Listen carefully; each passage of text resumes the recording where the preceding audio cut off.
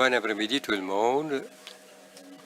Bienvenue à cette réunion d'information annuelle. Je suis Cathy Greenbank, je suis la présidente du régime de pension des services publics. Je suis très ravi de pouvoir être là aujourd'hui et on vous remercie d'être là. Avant de poursuivre, il est important qu'on reconnaisse le territoire sur lequel on se rencontre. Bien que c'est une présentation virtuelle, nous, le Conseil et nos présentateurs sont à Fredericton, Nouveau-Brunswick aujourd'hui.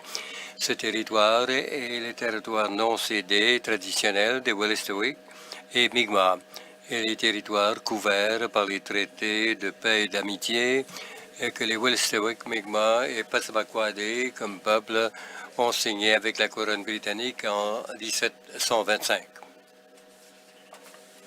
J'ai quelques annonces d'usage pour vous aujourd'hui. Les présentations sont en anglais et en français avec traduction simultanée disponible dans les deux langues.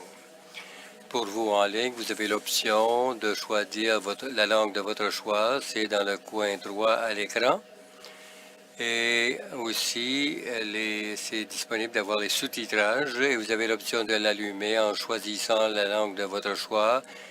Et soit vous pouvez l'allumer ou l'éteindre. Vous êtes bienvenus à poser des questions à n'importe quel moment durant les présentations ou la rencontre. On répondra autant de questions que possible à la fin, après que toutes les autres présentations auront été complétées. Encore une fois, juste à cliquer en haut de l'écran sur la question. Finalement, un enregistrement d'aujourd'hui sera disponible sur le site web du régime dans les jours qui viennent.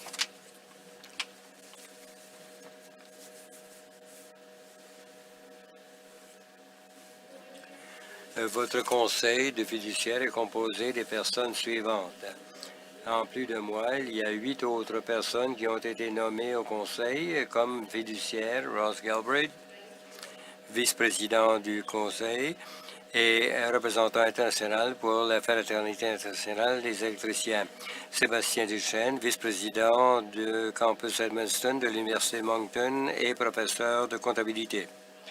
Paula Doucette, président du syndicat des infirmières et infirmiers du Nouveau-Brunswick. Marc Codette, président du comité d'audit et sous-ministre adjoint à la retraite avec le ministère du Transport et Infrastructure. Jim Mean, sous-ministre avec le ministère du Développement social. Suzy Prudeg, président du syndicat du Nouveau-Brunswick, et Marilyn Quinn, présidente du comité de gouvernance et infirmière matriculée à la retraite et ancienne présidente du syndicat des infirmières. Elle a siégé comme présidente pendant 2 mandats de 3 ans. Et Odette Robichaud, sténographe de cours et ancienne présidente du SCFP 1840 et ancienne vice-présidente régionale de SCFP. On a aussi 2 observatrices, Lee Sprague, directeur exécutif du syndicat du Nouveau-Brunswick, Chris Russell, un plombier et réparateur d'entretien avec le Collège communautaire du Nouveau-Brunswick. Quant à moi, je suis une comptable professionnelle à la retraite. Je suis au conseil depuis 2017. J'ai siégé au comité de gouvernance de 5 ans et présidé pour 2 ans. Et ceci est ma 2e année comme président du conseil. Vos membres du conseil ont divers antécédents qui renforcent le conseil et ses prises décisionnelles. Et chacun d'entre nous a été nommé par le gouvernement provincial ou un des syndicats suivants. Le syndicat des infirmières et infirmiers du Nouveau-Brunswick, le syndicat du Nouveau-Brunswick, local 37 de la Fraternité internationale des travailleurs électriques et le SCFP local 1252, 1840 et 5017. Plusieurs d'entre nous sommes également des adhérents au régime. On a un devoir fiduciaire au régime et on doit agir au meilleur intérêt du régime et ses membres lorsqu'on administre les affaires du régime. Si on manque à faire cela, pourrait avoir lieu des actions disciplinaires ou une révocation de notre nomination. Je vais vous présenter les présentateurs aujourd'hui. Yves Claude, un actuaire et partenaire avec la firme actuelle TELUS Santé. Yves va fournir les détails concernant le régime et le rapport évaluateur actuariel plus récent. John Sinclair, président et PDG de Venscore Inc., le gestionnaire des placements et le fournisseur des services d'administration. Il va nous donner un aperçu des résultats de la gestion des placements et des services administratifs fournis au régime en 2022 avec une mise à jour pour 2023. Depuis la conversion du régime en 2014, nous continuons à concentrer sur l'assurance que le régime demeure sécuritaire, soutenable et durable et abordable. Les indicateurs démontrent le fonds d'inflation encore chaque année tout en demeurant en situation de surplus. Ces résultats démontrent que la stratégie de placement à bas risque est stable, a un impact positif. L'approche à bas risque, ça veut dire que les marchés sont verts, on n'a pas des retours qui sont aussi élevés que d'autres régimes de pension. De l'autre côté, lorsque les marchés financiers sont dans une baisse, notre régime a peut-être des retours négatifs, mais ils ont prouvé d'être meilleurs que les retours des régimes de pension moyens à travers le pays. Comme vous êtes tous au courant, nous connaissons une période de défi dans les marchés financiers. J'anticipe les présentations d'aujourd'hui qui va nous faire passer comment notre régime est resté stable et pleinement financier. Pour votre information, aujourd'hui, notre régime est composé de 43 000 membres qui résident au Nouveau-Brunswick et à travers tout le monde. Il y a plusieurs fournisseurs de services clés que nous engageons pour nous appuyer, pour satisfaire les exigences du régime en gardant votre régime sécurisé, abordable et soutenable. TELUS Santé est l'actuaire pour fournir l'évaluation actuarielle annuelle. KPMG est responsable pour l'audit des états financiers de notre régime. Vescore Inc., l'administrateur et service de fournisseur pour le régime, et Vescore surveille la gestion quotidienne de votre régime à la discrétion du conseil. La firme Pink Larkin fournit les représentativités juridiques et embauche d'autres fournisseurs de services pour nous appuyer dans le régime au besoin. Nous allons maintenant passer à la première présentation. Le rapport d'évaluation actuarielle préparé annuellement, c'est utilisé par nous pour évaluer la santé du régime par l'entremise d'analyse de statut de financement actuel. Ça nous permet de prendre des décisions pour avoir le rajustement du coût de la vie et toute autre prestation nécessaire. Yves Claude, partenaire avec TELUS Santé, va présenter les résultats du rapport d'évaluation actuarielle 2022. Bienvenue, Yves.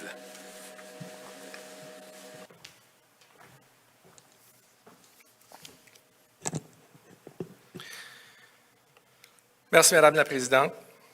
Donc, mon nom est Yves Plourde. Je suis actuaire chez TELUS Santé. Nous étions auparavant LifeWorks et Morneau-Chapelle. Le nom de l'entreprise a changé à quelques reprises au cours des dernières années, mais nous sommes toujours la même équipe offrant la même qualité de service à votre conseil de fiduciaire.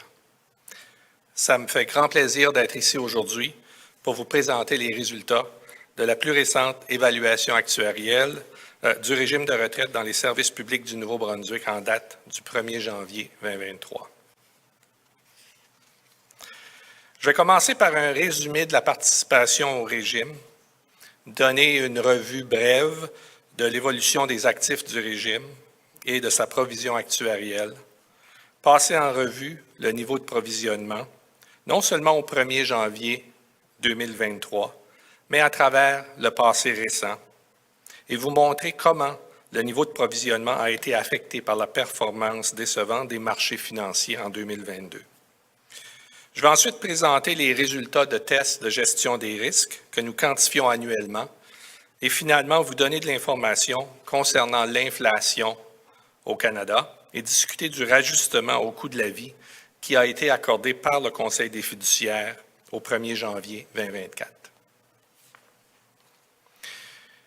Commençons par la participation au régime. Comme Cathy l'a mentionné plus tôt, le nombre de participants actifs Après s'être stabilisé au cours des quelques dernières années à un niveau juste au-dessous de 19 000, a maintenant augmenté jusqu'à près de 19 500. Le nombre de retraités a continué d'augmenter de manière constante pour un total de 18 200 retraités au 1er janvier 2023.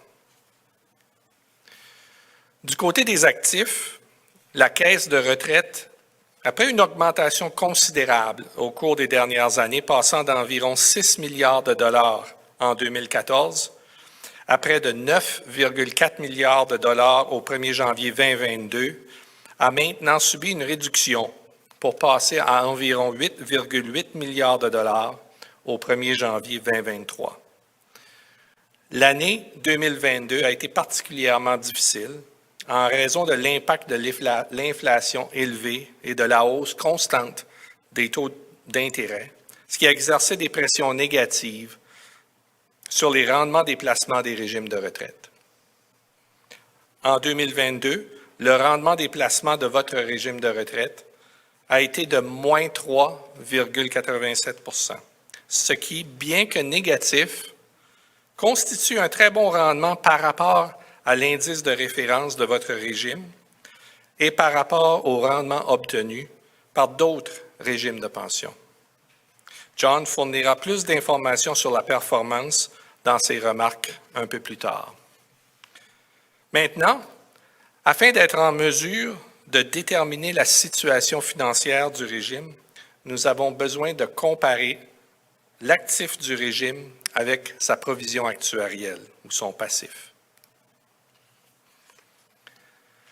La provision actuarielle représente combien d'argent nous croyons devrait être dans la caisse du régime au moment de l'évaluation actuarielle afin de pouvoir payer toutes les prestations que les participants ont accumulées jusqu'à la date de l'évaluation. Pour calculer la provision actuarielle, nous avons besoin de faire plusieurs hypothèses concernant l'avenir.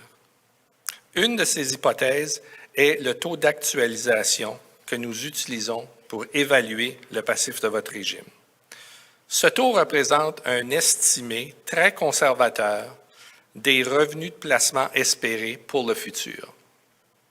L'année dernière, le régime a utilisé un taux d'actualisation de 4,5 % par année. Cette année, compte tenu de l'augmentation significative du niveau des taux d'intérêt et donc une augmentation marquée de ce que nous estimons que le fonds de pension pourra générer à l'avenir comme revenu de placement, le taux d'actualisation a été augmenté à 5 % par année.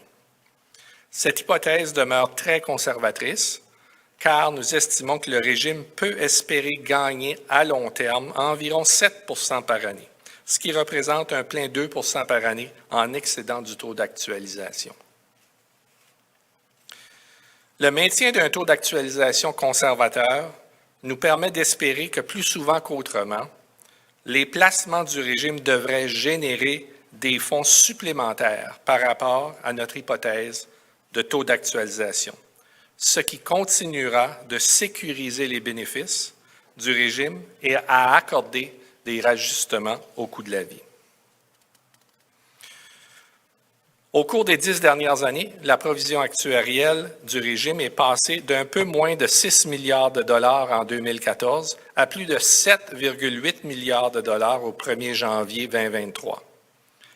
Vous remarquerez que les actifs du régime ont augmenté plus rapidement que le passif du régime au cours de la période couvrant 2014 jusqu'au 1er janvier 2022. En partie dû au fait qu'un taux d'actualisation conservateur est utilisé dans le calcul de la provision actuarielle. Cela nous a permis de constituer un surplus au régime qui a pu absorber le ralentissement de l'année 2022, ce qui résulte en une situation financière au 1er janvier 2023 qui demeure très saine et qui continue de nous offrir la capacité, encore cette année, de vous offrir un important rajustement au coût de la vie, comme nous le verrons plus tard. Pour ultimement arriver à déterminer la situation financière du régime, les fiduciaires ajoutent à l'actif le montant des cotisations versées au régime qui sont en excédent du coût des prestations accumulées sur les 15 prochaines années. Au 1er janvier 2023, ces cotisations excédentaires pour les 15 années suivant la date d'évaluation représentent un montant de 1,38 milliard de dollars qui, une fois ajouté à l'actif, représente un actif ajusté total de plus de 10,2 milliards de dollars. Lorsque vous divisez cet actif par la provision actuarielle, vous obtenez un coefficient de capitalisation ou ratio de capitalisation. Comme vous pouvez le constater sur ce graphique, ce ratio est resté bien au-dessus de 100% au cours des dernières années. Ce qui signifie que nous croyons qu'il y a suffisamment d'actifs dans la caisse, incluant les cotisations excédentaires à venir, pour couvrir toutes les prestations payables à vie des participants actifs et des retraités. Le ratio de capitalisation est en fait passé d'un niveau de 121,5 en 2014 à 131,7 au 1er janvier 2020, juste avant le début de la pandémie COVID-19. En raison de l'incertitude créée par le début de la pandémie en mars 2020, les marchés financiers ont reculé d'une manière sans précédent, atteignant un creux vers la fin mars 2020, ce qui a engendré une réduction du ratio de capitalisation du régime à environ 122,8 au 31 mars 2020.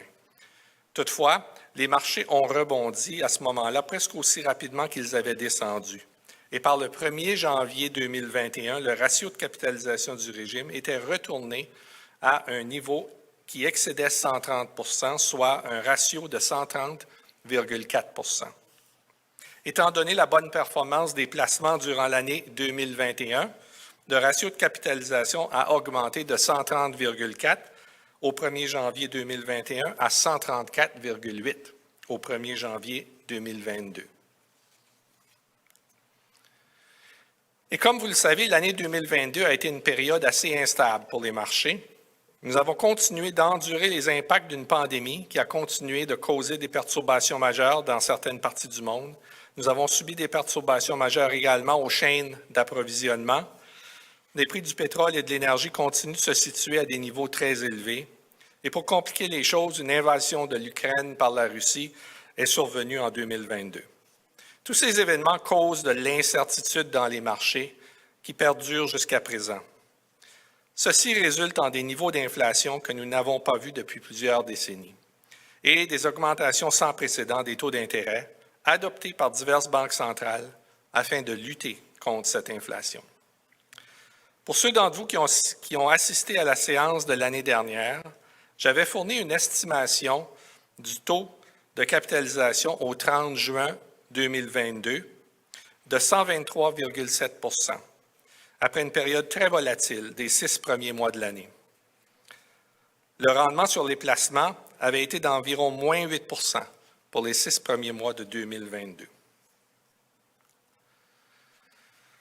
Depuis ce temps, le régime a récupéré une partie des pertes et a terminé l'année avec un rendement des placements de moins 3,87 Ce retournement au cours du second semestre de 2022, combiné avec la hausse du taux d'actualisation, a permis au régime de terminer l'année 2022 avec un taux de capitalisation encore supérieur à 130 soit 130,1 ce qui continue d'être une situation financière très saine, malgré l'incertitude à laquelle le régime a fait face durant l'année 2022.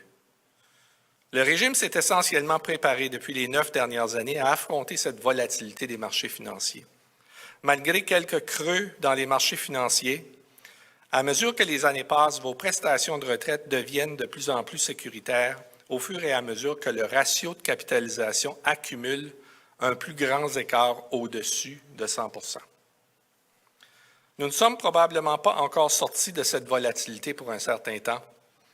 Néanmoins, il semble que la lutte contre l'inflation commence à porter ses fruits compte tenu des 3 derniers mois de statistiques d'inflation publiées par Statistique Canada, qui indiquent que l'inflation est descendue à environ de 3 à 4 De plus, les rendements sur les placements jusqu'à présent en 2023 ont été conformes aux attentes, offrant des retours sur investissement d'environ 3 jusqu'au 30 juin 2023, ce qui nous permet d'observer un ratio de capitalisation plus stable pour cette année. Dans tous les cas, vous pouvez être assuré que votre régime dispose toujours d'un ratio de capitalisation qui possède une marge de manœuvre importante au-dessus de 100 et qu'il est prêt à faire face à la volatilité des marchés financiers. Parlons maintenant des tests de gestion des risques effectués de façon annuelle. Le premier test de gestion des risques consiste à calculer la probabilité que les prestations de base du régime ne seront pas réduites au cours des 20 prochaines années. Sur ce premier test de gestion des risques, le régime score un 99,4 %, ce qui veut dire que dans plus de 99,4 % des cas étudiés, les prestations de base du régime demeurent intactes. Ce score excède le minimum de 97,5 % prescrit par la loi des pensions et nous rassure, sachant que la sécurité des prestations de base est très élevée. Puisque le régime satisfait à ce critère, il peut continuer à fournir des rajustements au coût de la vie à tous les participants actifs et retraités du régime. Le second test de gestion des risques consiste à calculer la moyenne des rajustements au coût de la vie que l'on peut espérer accorder au cours des 20 prochaines années. Ce calcul produit une moyenne espérée de rajustement au coût de la vie de 95,5 % de l'inflation sur les 20 prochaines années. Le résultat de ce second test est aussi très positif et nous indique qu'il y a de très fortes chances que les rajustements au coût de la vie vont continuer. Le reste de ma présentation sera en anglais.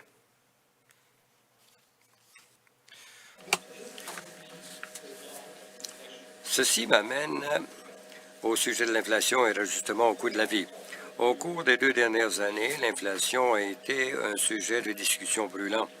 Étant donné qu'elle a atteint des niveaux que l'on n'a pas vus depuis de nombreuses décennies, votre régime a été conçu pour fournir une protection contre l'inflation sous forme de rajustement au coût de la vie. La formule utilisée par le Conseil des fiduciaires pour déterminer le montant de rajustement au coût de la vie pouvant être attribué à chaque année est basée sur la situation financière du régime. Le Conseil ne peut utiliser qu'une certaine portion de l'excédent du ratio de capitalisation au cours de 105 %, ce qui garantit que non pas tout l'excédent, mais seulement qu'une partie est utilisée à chaque année pour fournir un rajustement au coût de la vie. Cette année, avec un taux de capitalisation de 130,1 %, l'excédent au-dessus de 105 % s'établit à 25,1 %. Au cours des années précédentes, seulement un sixième de cet excédent pouvait être utilisé pour fournir un rajustement au coût de la vie. Mais pour cette année et les années futures, le Conseil des fiduciaires a proposé une modification du calcul à la province et aux syndicats afin d'augmenter ce montant de 1/6 à 1/5 de l'excédent. Cette proposition de modification a été approuvée par les partis et est maintenant utilisée pour déterminer le montant du rajustement au coût de la vie pour le 1er janvier 2024. Bien que cela ne semble pas être un changement important, il a augmenté le montant pouvant être dépensé en ajustement au coût de la vie de 328,6 millions à 394,3 millions de dollars. La prochaine étape dans le processus consiste à déterminer le niveau d'inflation au Canada au courant de l'année. L'inflation est mesurée par l'augmentation de l'indice des prix de la consommation, tel que publié par Statistique Canada à chaque mois. Pour la période de 12 mois qui se termine le 30 juin 2023, donc en prenant en considération la période de juillet 2022 à juin 2023, l'augmentation moyenne de l'indice des coûts à la consommation est de 5,59 %, ce qui est presque identique à l'inflation que nous avons connue au Canada l'année précédente, soit 5,56 %. Nous n'avons pas vu une inflation annuelle moyenne de cette ampleur depuis le début des années 80. Étant donné la saine situation financière du régime au début de l'année 2023 de plus de 130 combiné avec la modification ajoutée au montant disponible pour fournir des rajustements de coût de la vie, les fiduciaires ont été en mesure de fournir un rajustement au coût de la vie de 5,32 au 1er janvier 2024. Cette augmentation utilise le plein montant disponible pour les rajustements au coût de la vie de 394,3 millions de dollars. C'est une réussite exceptionnelle du régime d'avoir été en mesure de fournir des ajustements au coût de la vie de plus de 5 pour les 2 dernières années. Comme le démontre le tableau, le régime a été en mesure de fournir des ajustements au coût de la vie au fil des années qui équivaut à la pleine inflation pour chaque année depuis le 1er janvier 2015, sauf pour les 2 dernières années. Bien que le montant de rajustement au coût de la vie fourni au cours des 2 dernières années a été important et dépassant 5 au cours de chacune des 2 dernières années, une petite portion de l'inflation n'a pas été fournie. De nombreux régimes n'offrent pas de protection contre l'inflation et ceux qui l'offrent ont très souvent des plafonnements qui limitent le montant que ces régimes peuvent fournir. Une caractéristique intéressante de votre régime est que si un rajustement au coût de la vie est inférieur à la pleine inflation pour une année ou plusieurs années, comme c'est le cas cette année et l'année précédente, la partie qui n'a pas été fournie demeure disponible pour être accordée dans une future année. Le tableau démontre que l'inflation a dépassé le rajustement au coût de la vie accordé d'un montant de 0,032 au 1er janvier 2023 et de 0,27 au 1er janvier 2024. Ces montants restent disponibles pour être fournis dans une année future. La capacité de votre régime à fournir un ajustement au coût de la vie qui excède 5 est une preuve qu'il est très bien financé, sinon il n'aurait pas été en mesure de le faire. Lorsque l'inflation monte soudainement en flèche, comme ça a été le cas depuis les 2 dernières années, il est normal de ne pas pouvoir fournir un ajustement au coût de la vie égal à la pleine inflation, car le régime ne dépense qu'une portion de son excédent, tel que stipulé à la page précédente, pour financer le ajustement au coût de la vie, ceci afin de s'assurer qu'il protège votre fonds de pension, soyez assurés qu'il reste suffisamment d'argent dans le surplus du régime. L'inflation de plus de 5 n'est pas normale pour nos économies développées. C'est pourquoi la Banque du Canada, ainsi qu'avec la Réserve fédérale américaine et d'autres banques centrales à travers le monde, ont pris des mesures sérieuses pour lutter de telles inflations avec les augmentations des taux d'intérêt, et cela semble commencer à porter des fruits. L'inflation a plané autour de 3 au lieu de 5 et 6 qu'on a vécu depuis 2 ans. À mesure que l'inflation diminuera, il est raisonnable de s'attendre à ce que le régime soit en mesure, dans le futur, de fournir un ajustement au coût de la vie supérieur à l'inflation afin de rattraper les années au cours desquelles votre ajustement a été en dessous de la pleine inflation. Ce processus n'est pas un signe de faible capitalisation ou de sous-capitalisation parce que votre régime est bien financé et c'est un signe d'un régime de pension très bien administré. J'espère certainement que vous aurez trouvé les informations fournies utiles et intéressantes et qu'elles vous fournissent une meilleure compréhension de la résilience de votre régime et comment le ajustement au coût de la vie est accordé. Merci pour votre attention. Je peux accepter des questions au moment venu. Merci beaucoup. Merci Yves. Nous sommes très heureux avec le rendement du régime et comment on continue à survivre les marchés volatiles et la pandémie. Merci de votre présentation détaillée des dernières 10 années avec la COLA. Mais ensuite, c'est John Sinclair, PDG de Vescore, qui administre les placements et les services administratifs. Et il va vous fournir les résultats de 2022 et une mise à jour pour 2023. Bienvenue, John.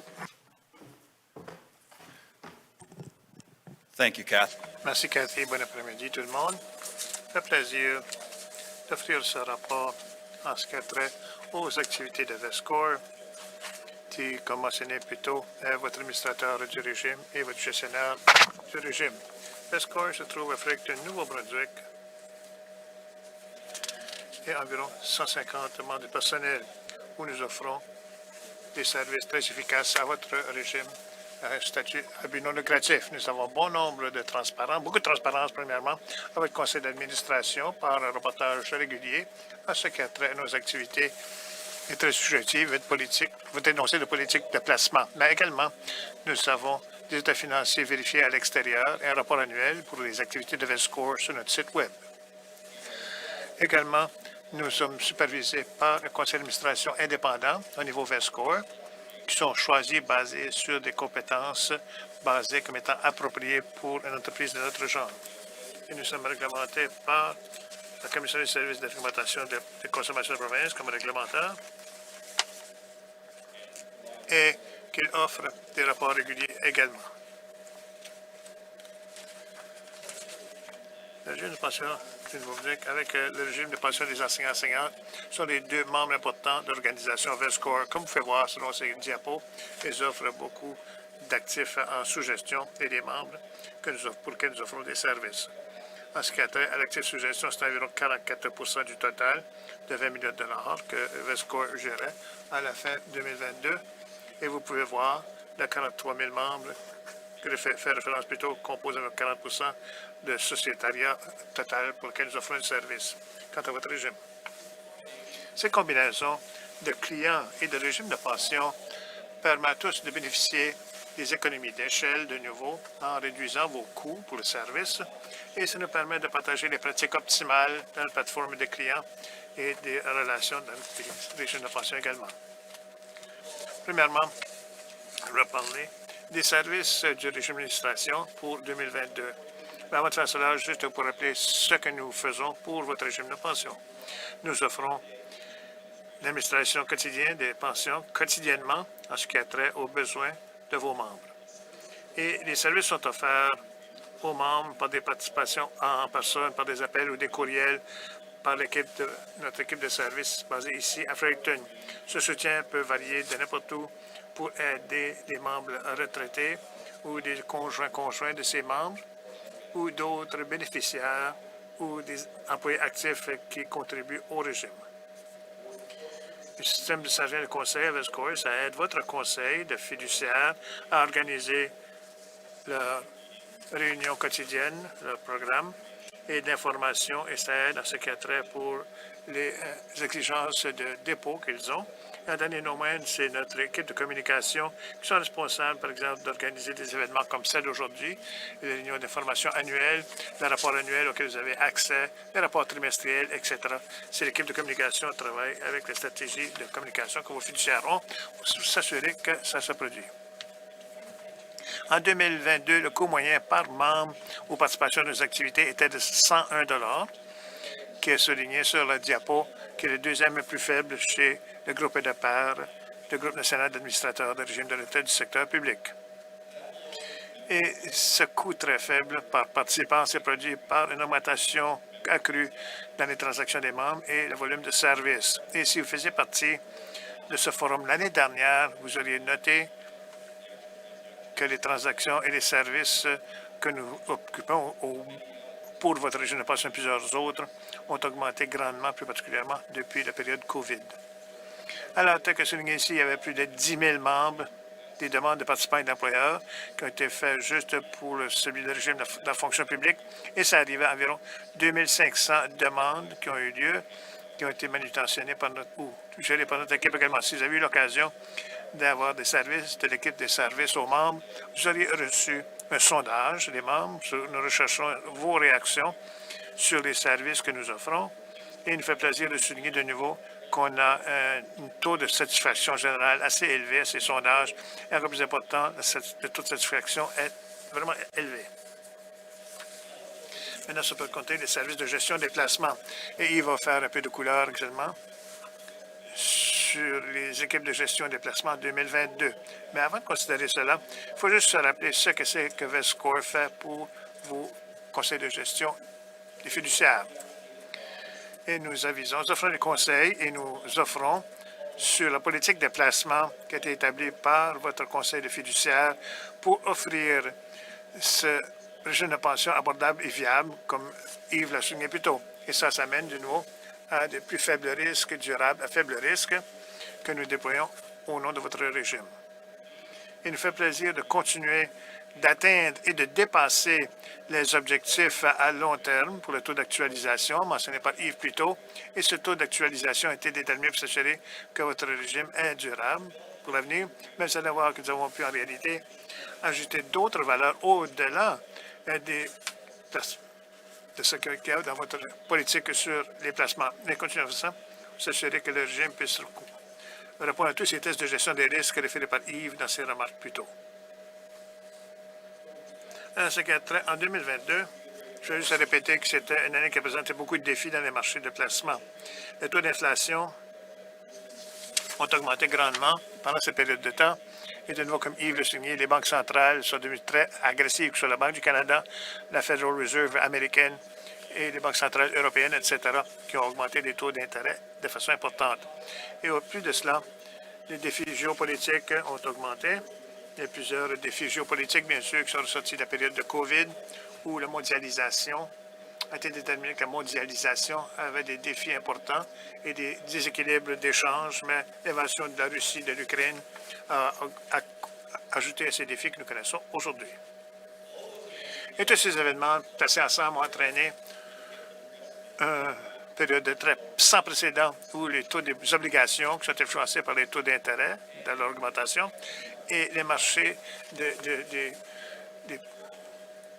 marchés privés sont baissés. Pendant un portefeuille diversifié, voilà, on a un qui voit différemment de l'autre, mais nous avons vu les deux que le plus de ces marchés sont bougés ensemble, qui étaient sans précédent. Alors, cela étant dit, si vous regardez le tableau à la gauche, vous pouvez voir que le rendement pour votre régime de négatif 3,87 qui était négatif pendant l'année, était beaucoup meilleur que les politiques d'investissement qui étaient établies dans votre politique, l'énoncé de politique. Alors, il nous fait plaisir de voir que nos activités de gestion ont pu, de façon importante, réduire les rendements qui étaient appliqués dans l'énoncé de politique de placement. Encore plus important, parce que nous savons tous, les régimes de pension sont des obligations à long terme. Vous pouvez voir qu'à plus long terme, que ce soit sur une période de 4 ans, depuis que le régime a été converti en 2014, ou même pour remonter lorsque la corporation de gestion, nos prédécesseurs, ont commencé à gérer ceci pour les fonctions publiques. Vous pouvez voir que, premièrement, les rendements ont été plus élevés que le taux d'actualisation qui est applicable pendant la période 2022 de 4,5 Il va mentionner que ce taux d'actualisation avait été augmenté à 5 et vous allez voir qu'avec le cible de 5 du taux d'actualisation, ces rendements à long terme ont dépassé ce taux, qui est une bonne chose. Et notre équipe de gestion interne de placement ont pu, à long terme, continuer d'ajouter une valeur importante sur ces points repères également.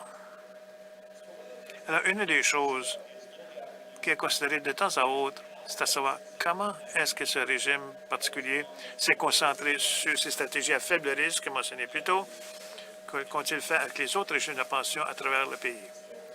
Alors, pour la fin d'année 2022, vous pouvez voir ici que le rendement pour votre régime de négatif 3,87 était beaucoup meilleur que le régime de pension de médiane qui a eu des retours de plus négatifs 10 pendant l'année. Ceci, c'est un sondage qui est fait par la Banque royale du Canada pour le service de trésorerie et de placement. Alors, c'est beaucoup meilleur. De nouveau, en confirmant cette conception d'avoir un régime qui fait mieux dans les moments de faiblesse du marché. Ça a été confirmé en 2022. Encore plus important, cependant, c'est pour le long terme. Et bien qu'on a fait mieux en 2022, vous pouvez voir qu'à plus long terme, période de 4 ans, les rendements de 5,8-9 étaient meilleurs que la médiane des régimes de retraite. Non seulement est-ce qu'on a fait mieux, mais le régime a fait mieux dans l'année 2022, mais à plus long terme, ça fait mieux également. Et si on considère de nouveau pour le régime de ce taux d'actualisation étant de 5 maintenant, vous pouvez voir que depuis que la conversion du régime, que un rendement de 6,55 a dépassé cette somme. Un des diapos qu'on a utilisé dans le passé pour les réunions annuelles de formation, c'est de considérer l'élément de risque sur votre régime de pension. On a parlé beaucoup et Yves va parler de l'importance de risque et de gestion des risques. Et une des choses que nous voulons faire, c'est non seulement nous comparer comment les rendements ont été pour votre régime, par opposition à d'autres régimes de pension, mais comment le risque a été avec ce régime. Alors, ce que le tableau démontre, c'est un tableau de plusieurs régimes de pension canadiens qui composent cet univers des RBC que j'ai partagé avec vous plus tôt. Sur une période de 4 ans, ça représente une période de temps à plus long terme. Et sur l'axe Y, il y a le retour rendement annualisé pendant la période. Et sur l'axe S, c'est le risque annualisé sur cette période de 4 ans. Comme nous l'avons souligné déjà, sur la période de 4 ans, nos rendements ont été plus élevés que la moyenne, la médiane. Et la médiane, c'était au centre de ce tableau. Mais aussi important, il y a le risque qui a été utilisé à ce qui a trait pour avoir ce rendement. Comme vous pouvez voir ici, le plus faible risque est sur le côté gauche et vous pouvez voir ici que le régime est au faible risque de l'équation également. Alors, non seulement est-ce que votre régime a fait mieux d'une perspective de rendement par opposition à d'autres régimes de pension à régime défini, mais a fait beaucoup mieux d'une perspective des risques, qui a cette consistance, cette sécurité et cette stabilité. Et si on veut considérer ces chiffres sur une base de rendement, de risque, on voit que les chiffres de votre retour sur 4 ans, annualisé à 5,89 a connu un risque annualisé de 7,64 alors un rendement par unité de risque de 0,77 Si vous comparez ça au régime moyenne, vous pouvez voir qu'on est presque 2 fois ce que c'est ce rendement par unité de risque. Juste pour renforcer que la stabilité des risques et cette partie de gestion des risques de votre régime améliore les rendements qu'on a pu vivre aujourd'hui, connaître aujourd'hui. Les investisseurs savent qu'un autre composant important, c'est les frais de gestion des placements. Et vu ce statut à but non lucratif et les économies d'échelle qu'on peut utiliser en gérant bon nombre d'autres régimes publics, vous pouvez voir que le jeu des frais de gestion pour 2022 est assez faible, 0,137 ou comme l'industrie l'appelle, 13,7 points de base. Maintenant, comment ça se compare à d'autres? Alors, nous sommes comparés avec d'autres régimes de pension canadiens, le secteur public, et ce rendement, c'est d'environ 0,21 plus bas. 0,21 là, c'est beaucoup plus efficace pour le ratio de votre régime si on considère comparativement à des points repères médianes. Et si c'était géré actif dans le monde à but lucratif, notre ratio est environ 1,5 ou 54 points de base de moyenne que les alternatives gérées en externe. Si on applique ce demi-pourcent contre l'actif sous gestion de 8,8 milliards, vous pouvez voir que ça en arrive à 48 millions de dollars par année, qui est accumulé juste par cette économie des frais. Si on veut prendre cela à un prochain niveau, ça représente jusqu'à 1600 pensions qui sont payées juste avec les économies qui sont inhérentes pour utiliser le modèle VSCORE. Pour résumer, Yves a mentionné 2023, et oui, les marchés ont rebondi. Ils ont commencé à rebondir vers la fin 2022. Et nos rendements, vous allez l'apprendre sous peu si vous ne l'avez pas déjà fait avec votre bulletin d'information qui est distribué à la mi-d'année, était de 3,12 Maintenant, une des choses qui arrive sur le marché, c'est particulièrement du marché il y a de ces marchés privés qui sont appuyés par bon nombre limité de stocks de technologie qui sont appuyés au risque dans un portefeuille comme le nôtre. Et on a une allocation. Là, vous pouvez voir par le régime de pension moyen, on accuse un peu de retard que nous attendons voir cela. Lorsqu'on considère les chiffres de 2022, on s'attend à faire mieux dans les marchés plus faibles et les périodes où les marchés sont plus forts, nous attendons à faire un peu moins qu'on a démontré jusqu'à maintenant, au mois de juin. Mais la pièce la plus importante, c'est comment sommes-nous sur une période de 4 ans. Lorsqu'on fait ces calculs, vous pouvez voir ici que c'est une période de 4 ans. Le chiffre annualisé de votre régime est beaucoup meilleur que le médiane des régimes de retraite. Et à long terme, de nouveau, c'est beaucoup mieux que ce cible 5 taux d'utilisation de 5 Alors voilà qui met fin à mes commentaires. Merci bien de cette occasion. Et comme Yves, suis ici pour répondre à vos questions.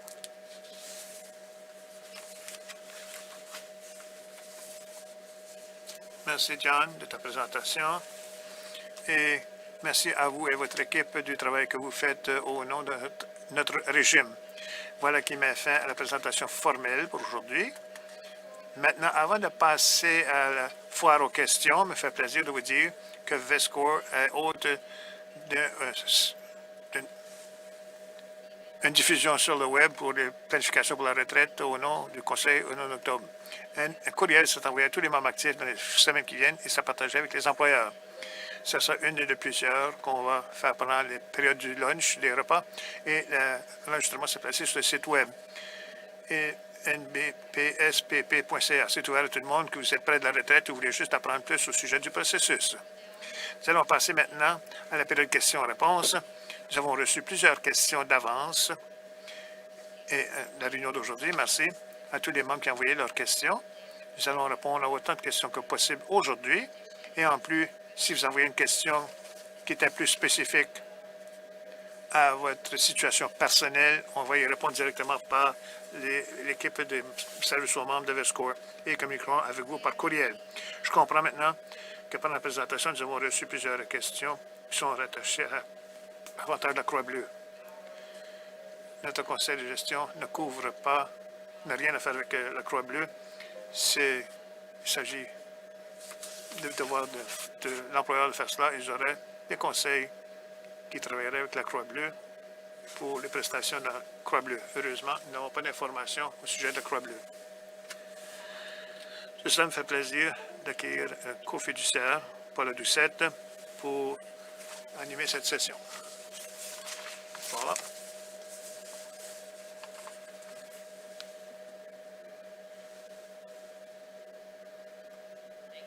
Merci, Cathy.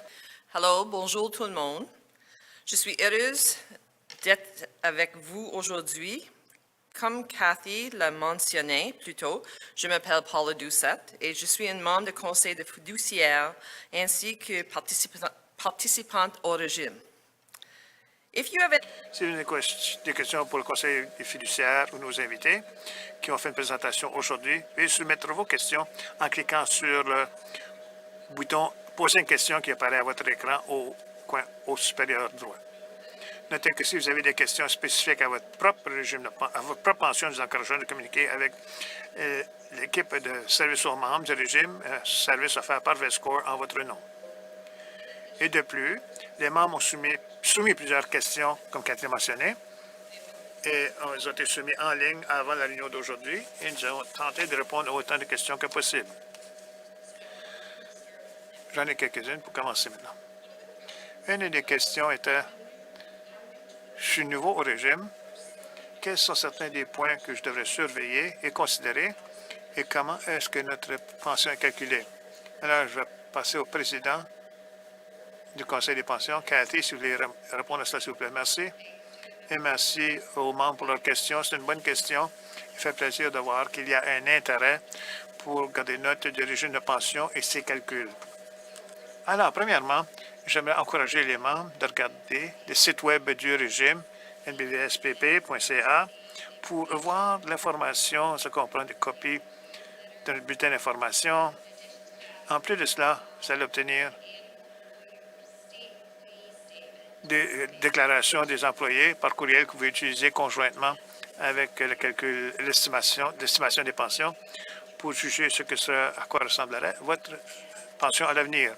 Et comme nous venons de discuter, il y aura une présentation cet automne, pension 101. Vous pouvez l'ajouter à votre courriel pour une invitation à cette diffusion et comment ce sera couvert lors de cette présentation. Merci. Merci, Cathy. Deuxième question que nous avons reçue.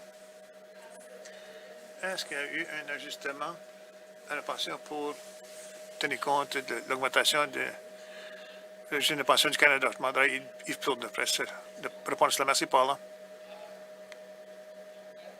Ça fait plaisir de faire rapport qu'il n'y a pas eu de changement à votre régime de pension, ce qui a trait au changement au RPC.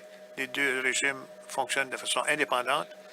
L'idée ici, c'est que depuis quelques années, RPC ont augmenté leurs prestations. Alors, la logique va que si les RPC augmentent leurs prestations, il y aurait peut-être moins besoin d'avoir des employeurs du secteur privé et public pour offrir dans leur régime de pension, comme ils l'auraient fait autrement, parce que le RPC assume un peu plus de prestations. Mais nous avons vu au Canada, en réalité, pour la grande majorité des employeurs du secteur privé et public, et ceux qui n'ont pas réduit le montant que leur régime de pension offre, y compris le régime de pension de la fonction publique, et ça fonctionne de façon indépendante du RPC. Toute augmentation de la RPC, ce sera à vous à garder, et pour le régime de pension, va payer les mêmes prestations qu'avant que ces augmentations ont été annoncées. Merci Yves. Troisième question. Quelle est l'exposition de portefeuille aux risques financiers du changement climatique et comment protégez-vous nos actifs de ces risques pour l'avenir? Je demanderai à John Sinclair de répondre à cela, John. Merci de votre question. Alors, VESCOR a des lignes directrices de longue date pour nous rassurer que nous considérons la durabilité à la perspective de chacun des investissements que nous faisons. Et ça, c'est déployé jusqu'à notre équipe de gestion des placements. Mais ces placements, ces lignes directrices sont disponibles sur notre site Web. Si vous allez à vescore.org, sous placements, et vous regardez les documents associés à nos différents programmes, et ces lignes directrices s'y trouveraient. L'année dernière, à la présente réunion, nous avons souligné qu'on était prêt de lancer notre premier rapport de placement durable qui démontre plusieurs activités qui sont effectuées au sein de notre équipe de placement. Ça comprend un calcul sur les émissions de carbone et d'exposition inhérentes dans le portefeuille général des actifs que GESCOR gère. Ça, c'est la première fois, le premier rapport. Cet automne, nous anticipons émettre notre deuxième rapport qui, de nouveau, offrira ce calcul semblable et qui démontrera la différence qu'il y a eu en ce qui a trait aux données d'émission de votre portefeuille sur une base annuelle, et on continuera de faire cela pour l'avenir afin de pouvoir surveiller ce que l'exposition serait en ce qui a trait aux compagnies dans lesquelles nous investissons en votre nom et les activités de gestion active que nous faisons. Parfait, merci John. Quatrième question. Je pense qu'on a peut-être mentionné dans la présentation, mais on va aller à cette question maintenant. Est-ce toujours possible que les faibles augmentations annoncées dans le coût de la vie en 2023-2024 seront répondues à l'avenir et dans quelles circonstances? Et je demanderai à Yves de répondre à celle-là. Yves? Oui, merci, Paula.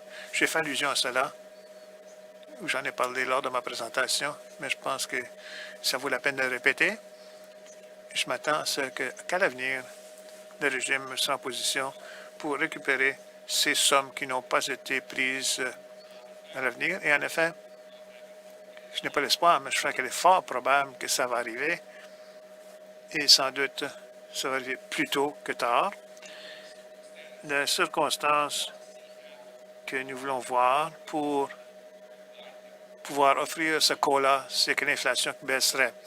Dès que l'inflation va commencer à baisser à un niveau plus normalisé, même si c'est entre 2 et 3 %, à ce moment-là, le régime devrait être en mesure d'offrir le cola, l'augmentation du coût de la vie, qui assumera les deux montants qui n'ont pas été offerts à ce moment-là et n'ont pas besoin de retour sur le placement qui vont vraiment tout ruiner. C'est juste les rendements réguliers sont nécessaires. C'est ce qu'il nous faut, c'est que l'inflation soit baissée un peu de là où elle est maintenant. Bon, merci. Gardez-vous le micro ouvert, parce que j'ai une autre question pour vous. Est-ce qu'une considération qui est faite pour changer la prestation de baisse en réduisant, en enlevant la réduction de 5 % qui s'applique à quiconque qui prévoit prendre sa retraite avant l'âge de 65 ans? Cette réduction est injuste. Là, Yves, si vous pouvez parler de celle-là. Lorsque le régime de pension a été conçu, la première priorité qui a été offerte au conseil d'administration, c'est d'offrir le coût de la vie. Les ajustements au coût de la vie, en autant qu'ils le peuvent, pour protéger les prestations et le pouvoir d'achat des retraités, et également de l'accumulation des membres actifs. Et ça, c'est trouvé dans la politique de financement qui a été adoptée à ce moment-là. Alors, les premières étapes et les étapes actuelles que les fiduciaires vivent, c'est de s'assurer qu'ils peuvent offrir autant de coûts, augmentation du coût de la vie, aussi difficile que ça peut être depuis ces dernières années avec l'inflation si élevée qu'elle l'est. Il y a des mesures dans la politique de financement au-delà du COLA et sont des réductions des contributions lorsque le régime dépasse un taux d'actualisation de 140 ou plus. Si vous vous souvenez, lors de ma présentation, nous en sommes à environ 130. On est entre 120 à 134 depuis les 10 dernières années. Alors, on n'est pas au niveau de 140 mais lorsqu'on s'y rendra, accompagné avec l'augmentation du coût de la vie, il y a une possibilité de réduction des contributions pour les membres et les employeurs.